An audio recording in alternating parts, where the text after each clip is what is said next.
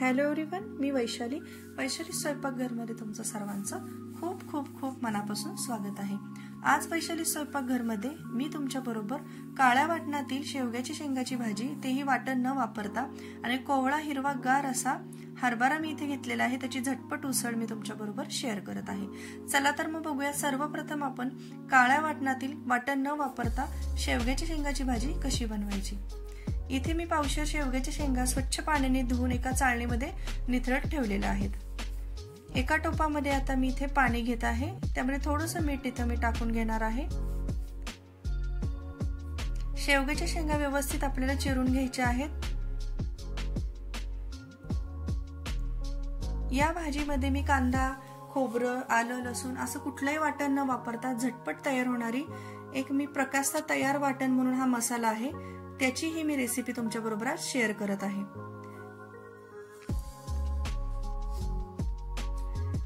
इथे आपल्या शेंगा चिरून झालेल्या आहेत। हे प्रकाशचं तयार वाटण आहे, हिरवा वाटण इथे मी वापरलेलं आहे। प्रकाशचं हिरवा आणि लाल वाटण असे दोन वाटण आहेत। इथे मी आज शेवग्याच्या काळ्या मसाल्याची भाजी करण्यासाठी हिरवं वाटण मी इथे घेतलेलं आहे, त्यामुळे थोडंसं पाणी घालून आपल्याला 2 मिनिट हे साईडला ठेवायचं आहे।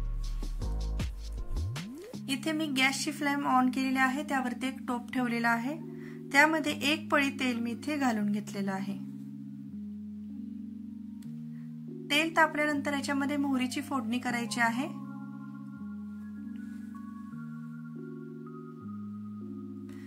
शेवग्याच्या शेंगासाठी आपण इथे फक्त कांदा, टोमॅटो आणि इथे कढीपत्ता एवढं जिन्नस इथे वापरणार आहोत, कारण हे जे काही तयार वाटण आहे त्या वाटणामध्ये खोबरं, कांदा, आलं, लसूण आणि इतर काही जे आपण मसाल्यांसाठी वापरतो, जे काही वाटणासाठी वापरतो, हे सर्व जिन्नस याच्यामध्ये आहेत। त्यामुळे आपल्याला फक्त कांदा, टोमॅटो आणि कढीपत्ता एवढंच इथे आपल्याला वापरायचं आहे। या मसाल्यापासून तुम्ही व्हेज नॉनव्हेज दोन्हीही रेसिपी बनवू शकता।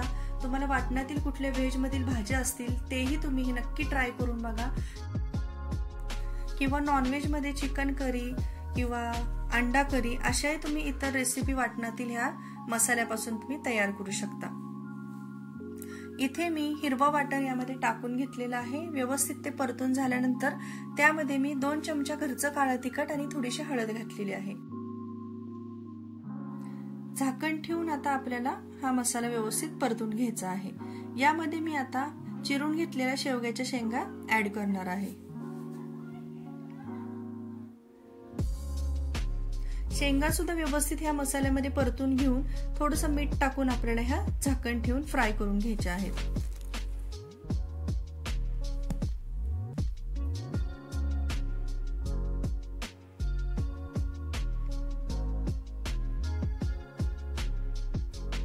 तुम्हाला वाटणातील भाज्या खाऊ वाटतात आणि कंटाळा आला असेल तर प्रकाशचा हा तयार नवीन वाटण नक्की तुम्ही ट्राय करून बघा। खूप छान अशी ही भाजीची चव वाढवते। इथे मी आता आपल्याला जशी हवी तशी भाजीला जितका दाटसरपणा हवाय त्याप्रमाणे आपल्याला याच्यामध्ये पाणी घालून घ्यायचं आहे। आता झाकण ठेवून भाजीला मी इथे उकळी काढून घेणार आहे। तुम्ही बघू शकता मस्तपैकी आपल्या भाजीला इथे उकळी आलेली आहे आणि सुगंध तर खूपच सुंदर सुटलेला आहे।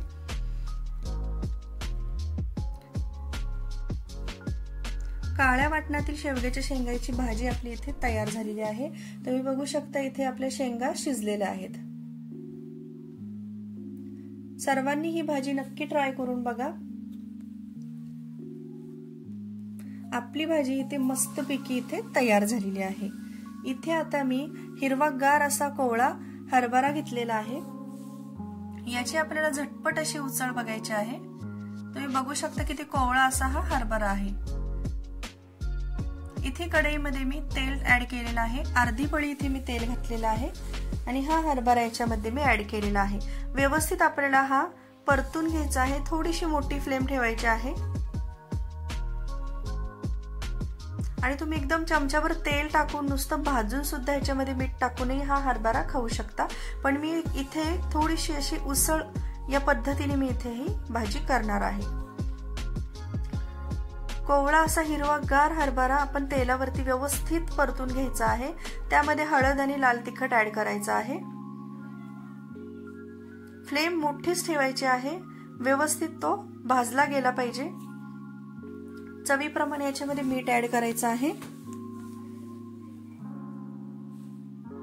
खूप एकदम चटपटीत आणि एकदम छान असा मस्तपैकी हा हरभरा तयार होतो। हरभऱ्याची उसळ आपण याला म्हणू शकतो।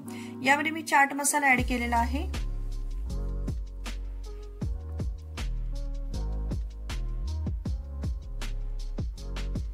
मस्तपैकी हे भाजून घ्यायचं आहे छान।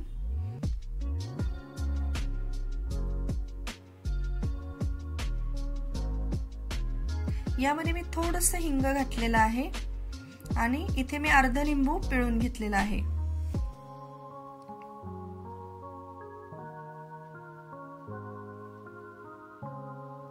आता याच्यामध्ये आपल्याला थोडासा पाण्याचा शिपका द्यायचा आहे।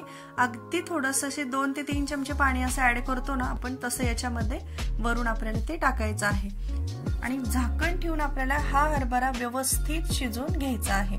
हरभऱ्याची ही झटपट उसळ खूप छान लागते। यात कांदा टोमॅटो ऍड करायची काही एक गरज वाटत नाही, कारण ही चमचमीत अशी उसळ तयार होते। जर तुम्हाला याच्यामध्ये कांदा टोमॅटो ऍड करायचा असेल तरी तुम्ही करू शकता। इथे आपली मस्त अशी चमचमीत हरभऱ्याची उसळ तयार झालेली आहे।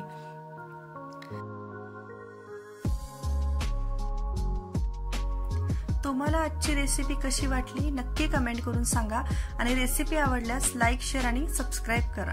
चला तर मग भेटूया आपण पुढच्या रेसिपीमध्ये। थँक्यू।